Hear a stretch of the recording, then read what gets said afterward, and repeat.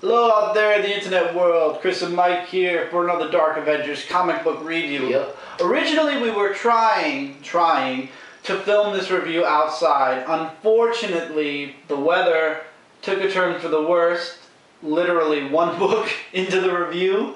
So we actually decided against it, and also there was a huge beetle that landed on his head. So after the huge freak out that ended the video, his huge freak out that we decided. It wasn't freaking out. You were like this, like that. That was you. That was you. No, that was you. Don't cover up your scared. You cover up your own stuff. I like your new shirt though. Oh yes, thank you. He got it when he went shopping, and he completely, brother. Who? You like the new Amazing Spider-Man shirt, so that's yours. So get it for me. You said you? Let's just get in the comics. Yes, let's do that. Yeah. Comics we will be discussing this week were released on July 15th. 18. I fixed it. 18. 2012. Not too many books this week. Mike has one, I have a few, and I have two that I'm going to be dropping due to the money issue, as I told you guys before. And indie books are the ones that are going to suffer. Mainly Manowar. This is my last issue, because I kind of called that they were going to throw him into the future of Earth, like hundreds of years will have passed since he was taken from Earth by the aliens. And it's predictable, and I mean, it's fun, but at the same time, I was hoping to get a full line of Valiant books, and I don't know, it's an interesting read. It's a Golden Age story, not even a golden, no, not golden, I'd say Silver Age story. That they're rehashing again. Valiant's coming back. If you guys are interested in this or read this back in the day when Valiant was around, this is for you. For me, not so much. This book was a little bit more for me, but I'm dropping it temporarily to save money. It's The Spider, issue 3. It's become a bi-weekly series. In 2 weeks, there's another, well, a week from now, because this is a week late, but 2 weeks later, they already have issue 4 coming out. And it's a good story. I really enjoy it. I love the artwork. But as I said, I have to drop a bunch of books temporarily, especially with Marvel now coming. So if a book is not completely and utterly holding my interest, and a lot of the Golden Age remakes like this and The Shadow and Lord of the Jungle, if it really doesn't captivate me, like awe me, for now at least, I'm probably going to end up dropping it. Voltron I'll be keeping for a while longer, but I have a feeling that Voltron's going to probably be joining The Spider, Shadow, and possibly Lord of the Jungles. I still have to read that. Depends. But will The Spider come back at some point? Possibly. Just not for the next couple of months at least. We'll see how many issues behind I'll be when I'm able to pick up books again, or maybe I'll start from the second story arc or something. We'll see where it goes, how long it takes. So let's get into the books that I actually will be continuing. The mini-series, The Secret Service, issue 3 came out.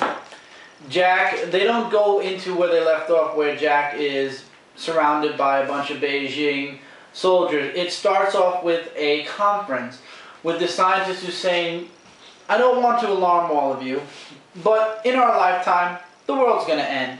Because the human race keeps breeding and breeding and breeding. This world is meant for 1 billion, maybe 2 billion people. We have, I forgot what he said, we have triple that or double or quadruple that, and because we're overpopulating the world is fighting back, thus the floods and do you think they're kind of overdoing the whole world going to end thing?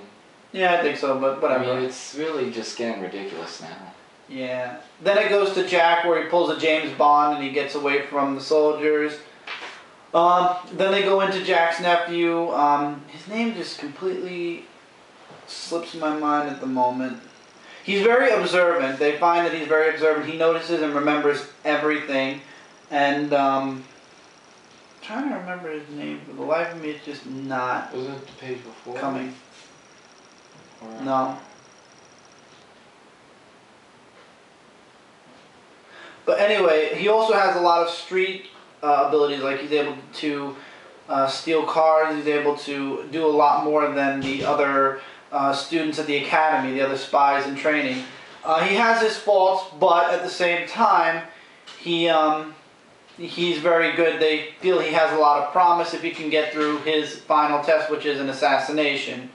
And it happens. It impacts him in a way that you know, where he goes into like the shock. Then they go into, there's another test that goes on. Of course, he's from the street, so he thinks this is dressing up. This is dressing, you know, like with a suit and tie and everything. That, to him, that's dressing up. Whereas all the others are like suits, ties, and everything. And he goes about everything all wrong. And they all have these radio pens and whatnot, so they could all stay in contact with each other. And these two agents are talking bad on him. So he does what we all figure, runs away, and that's where it kind of leaves off till the next issue. I'm really enjoying this miniseries. I would definitely highly recommend it. It is by Mark Miller, and the art is by Dave Gibson. Mark Miller is known for a lot of his Marvel work, and Dave Gibson is known for the Watchmen. Really good miniseries. I would highly recommend checking it out. It is issue 3. I believe it's a 5-issue miniseries. So you probably can catch the other 2 issues back, or just wait till this miniseries ends and get the trade paperback. Whatever suits your financial or your needs. I would definitely say it's worth a read. Thus far. There's still 2 more issues. A series that redeemed itself, because I said if they were going to continue to push the envelope with this series, I was going to drop it, is Chapter 5 or Issue 5 of Saga. It turns out that the person on this cover, the prince, is having a baby. A computer baby. Huh? Yeah, forget it. And then we jump back to the couple being attacked by the soldiers. They escape, and then we go back to Sextillion, where there's no sex this time, thank God. And yes, thank God, indeed. I forgot the guy's name. Let me get this right.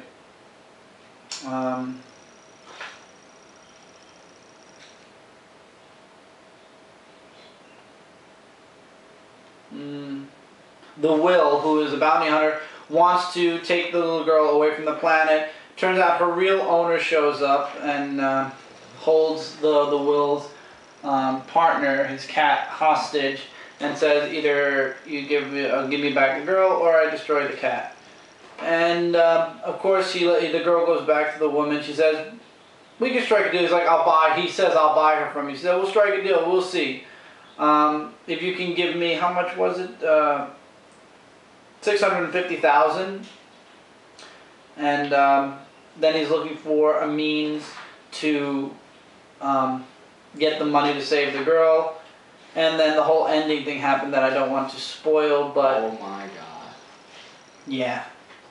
It's good because he's trying to save this little girl, so he's trying to find the money now, and he actually calls the woman that we saw from issue 2, I believe, the woman who was his girlfriend at one time, the Spider Woman, and let's just say things don't end too well for her, to be continued.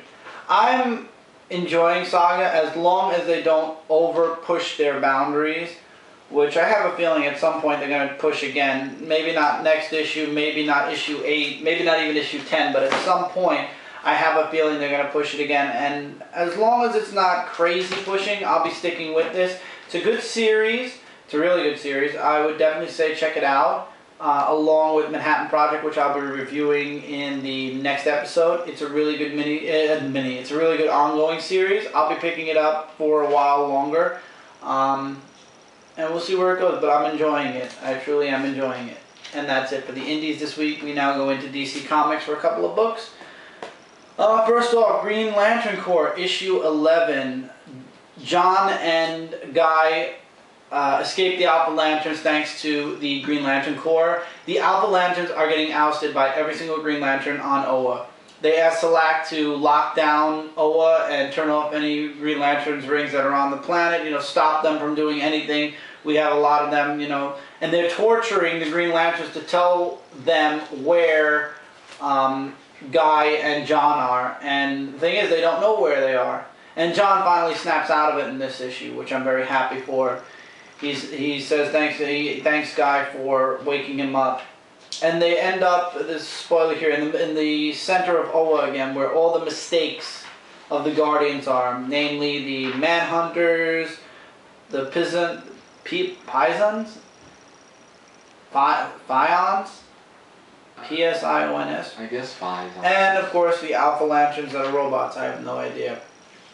And John comes up with a plan to, with all those things, to bring up against the Alpha Lanterns.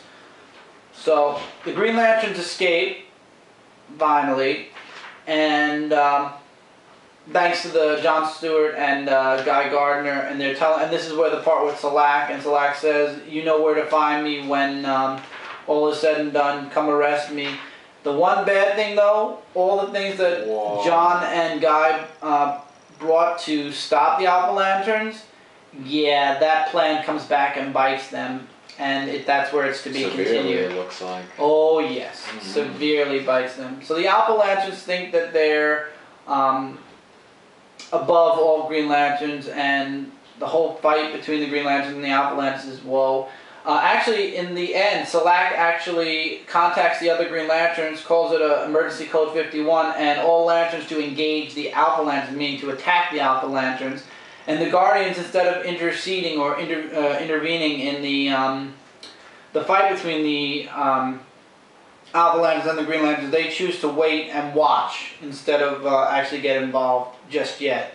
And that's where it's to be continued. Unfortunately, we will not be getting issue 12, pardon the ringing of the phone, we will not be reading issue 12 until the month of October, because we all know that in September, DC Comics is doing their overhaul of issue zeros for every single one of their comic books. So we won't be seeing the next part of this story arc till at least October. So anyway, let's keep going.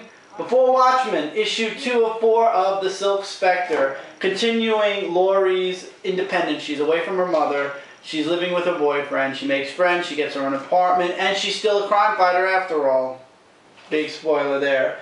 There's an attempted murder on a kid, and she finds out who the person was that put the hit out on this kid. And throughout the entire issue, she's trying to find this person, and then she does at the end of the issue in a house party.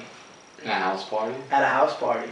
And there's a bunch of stuff that happens in between. There actually finally is nudity in the book towards the end of the last couple of pages. Book too. Oh Really? yeah. Oh yeah. Really? Really. But the artwork is really good. Let's get you guys some good artwork. Let's see. Something that's not small artwork either.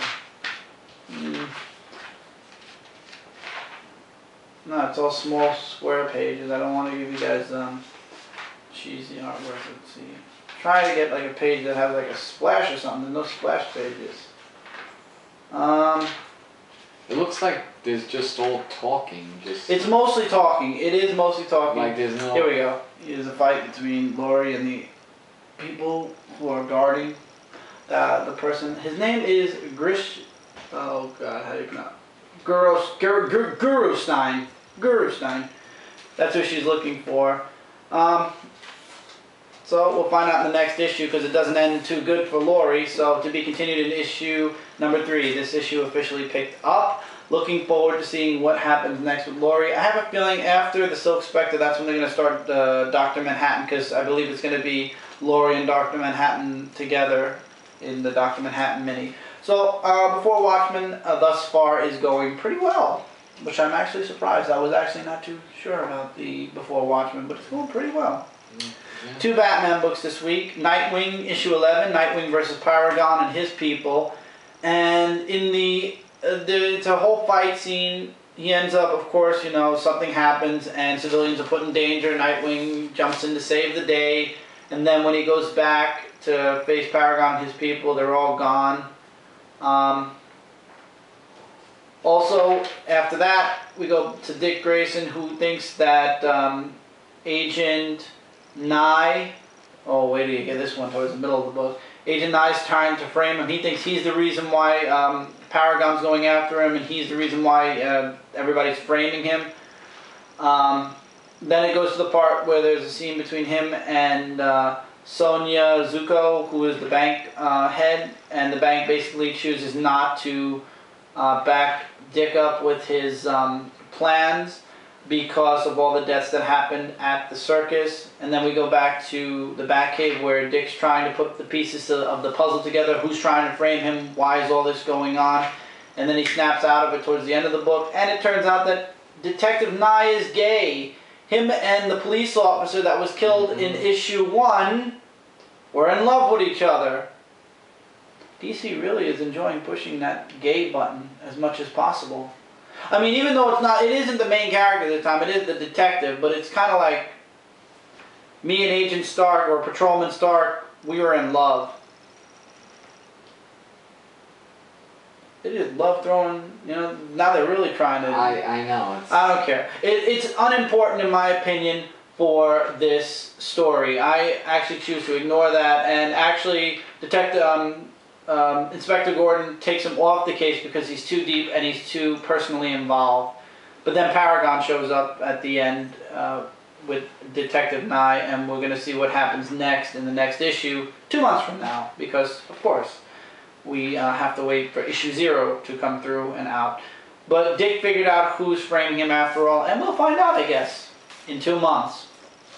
Wow. Because we have to get issue 0 first. Right. So, yeah, Nightwing, really good. Absolutely recommend it. Great artwork. Did I show any artwork? I did.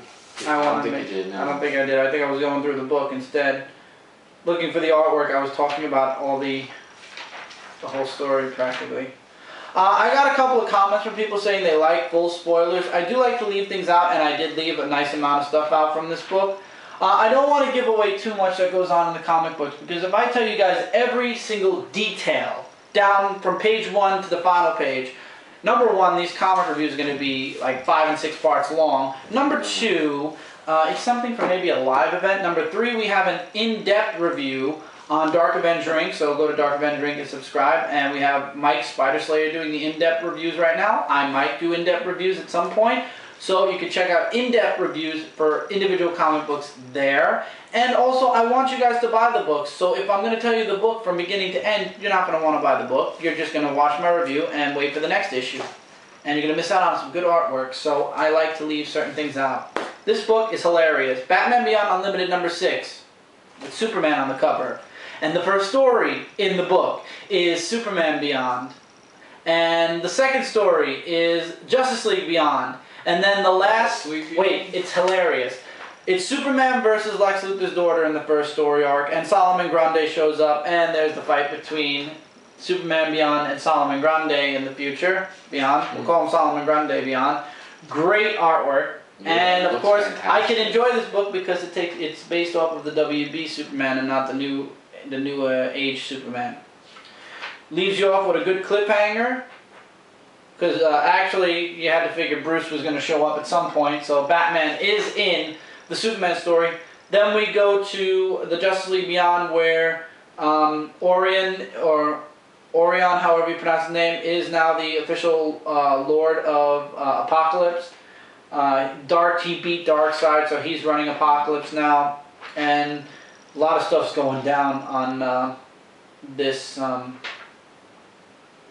in this story. You got to read it to find out what I'm talking about. And then 1, 2, 3, 4, 5, 6, 7, 8, 9, 10 pages of Batman Beyond Unlimited.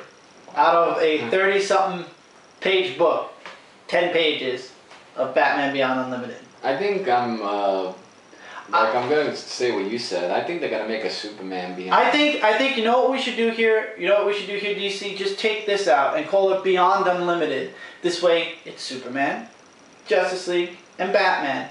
Because, no offense, I'm buying this for Superman, so I don't care. But for people who are buying this for Batman, for Terry Batman, I'd be pretty pissed off that Terry gets 10 pages and there's like 2 other stories in this book that if you got rid of at least one of the stories, you could double the pages for the Batman Beyond stories. But I don't care. I'm enjoying the Superman Beyond stories anyway. So, yeah, I'm sorry. But Batman Beyond Unlimited is really good. It's just more Superman and Justice League than actual Batman. I mean, Batman's involved in all the stories, of course. Terry in 2 and Bruce in 1. But at the same time, it's hilarious because it's really... Even the cover says it all, guys. Superman. Sorry for the lights flickering. I'm guessing there's a lot of people using electricity around here today. So the cover says it all. Batman Beyond Unlimited with Superman on the cover. Enough said. Going into Marvel, Avengers Academy issue number 33. Emma Frost will not leave until the Sentinel is destroyed. Quicksilver, they get a call. They actually call into Quicksilver for help against the robot. And there's a bunch of people saying it's just a robot.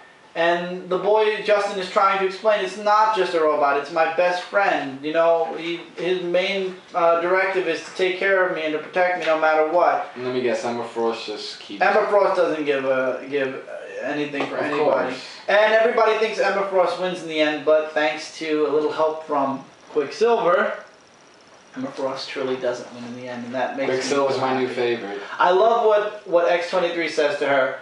If I see you again, I will kill you, or you will kill me. I would prefer either to go any way with you. Cliffhanger much? I hope that Emma Frost is the one that bites the dust in the end. And that's the end of the crossover with AVX for Avengers Academy. Final exam is next. Actually, at the very end of this issue, here's a bit of a spoiler for those of you who like this, and if you don't, fast forward through the next minute.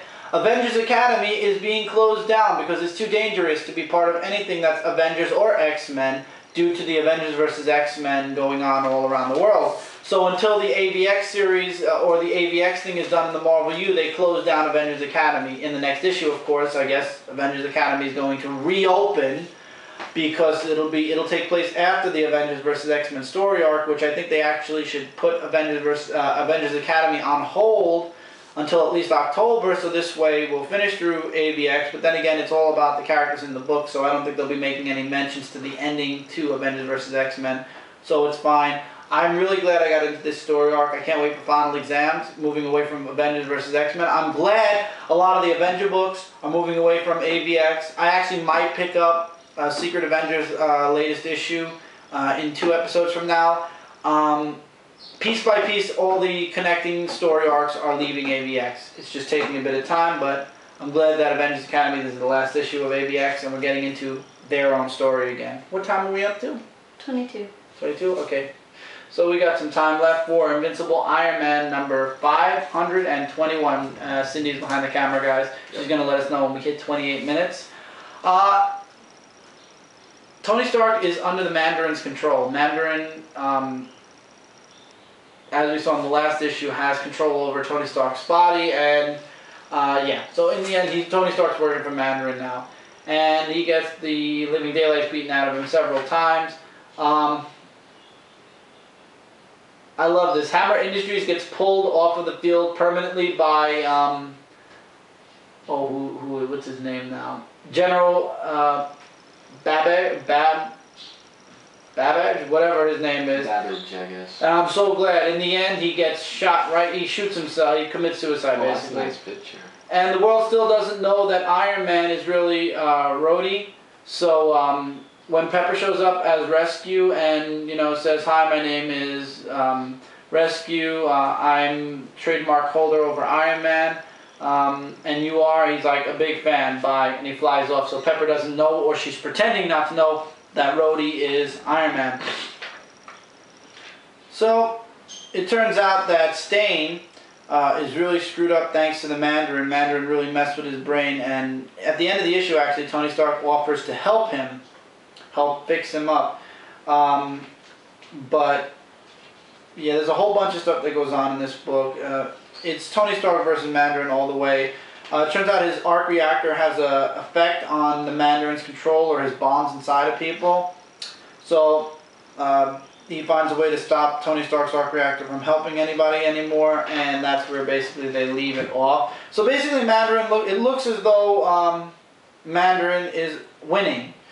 We'll see as the story continues what happens next. Tony Stark did mention at the end of 2 story arcs back that Mandarin has won now, but now we just have to play a new game. So I have a feeling Tony Stark has some type of a plan in motion, and we're going to find out exactly what that is before this story, well, of course, before this story arc is over, because this is the last story arc for Invincible Iron Man, and then they'll rename the series and start from number 1 again. It's probably just going to be called Iron Man when it comes back, and then in about 2-3 years we'll start seeing the number 600s or whatever.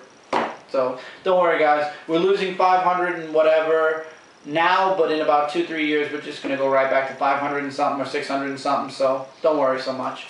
Because I know a lot of people are complaining about the numbering. Yeah, we've heard about that. So, that was Invincible Iron Man. I love the series. I highly recommend it. I remember when Mike Spider-Slayer said he was going to pick between Incredible Hulk and Iron Man. I told him hang on to Iron Man. It's a whole lot better, and he's very happy about it. I'm happy they're ending the Incredible Hulk. Oh, they are? It's one of the two. It's one of the 9. That's right. You told me, right. We did a video on Ink about it. I don't remember things sometimes. It's ending. Over. Thank God it's ending, because it was a horrible comic book, in my opinion. And we are at? 25. Wow, okay. Wolverine, issue 309. This will be the last one, because I want to have some issues left for the second part. In Wolverine 309, it's a break. Of course, don't get scared. I know a lot of you got 310 before 309. They did that on purpose. They actually advertised at the end of issue 311. Why did they do that on purpose? I wish I knew. They wanted to get Sabretooth Reborn out that bad. The artwork is okay. Wolverine is palling around with a mutant who has the ability to heal people. This is still when he was on Utopia. It takes place right after M-Day. See, here's Cyclops. They're still on Utopia. The artwork's not that good. The artwork isn't really good, but it's not too bad either. When he's in his costume, it doesn't look that bad. So this kid pals around with Wolverine. He's trying to heal people that can't be healed. And it turns out somebody from the past, I forgot it, Meltdown shows up, and he's stealing powers from other mutants because he lost his powers after M-Day. He was supposed to have died during M-Day. It turns out he didn't. And a whole thing breaks out towards the end of the book. You guys have to read this. The story was good. The story was good. However, I believe they should have done this first and had Sabretooth Reborn come out now instead of do Sabretooth Reborn Part 1 and then have us wait until the beginning of the following month to do Sabretooth Reborn Part 2. The artwork is okay, as I showed you guys. There really isn't much to show. They show a lot of the healer. So, there you go. There's some artwork of Wolverine. I'm not a fan of this artwork, but I know we're going right back to the other artwork from Sabretooth Reborn anyway in issue 311, which they are advertising. So this is an issue that I leave up to you guys. It's a one-issue story, obviously, since 310 starts Sabretooth Reborn. It's a story that takes place, as I said, in the past, during right after M-Day.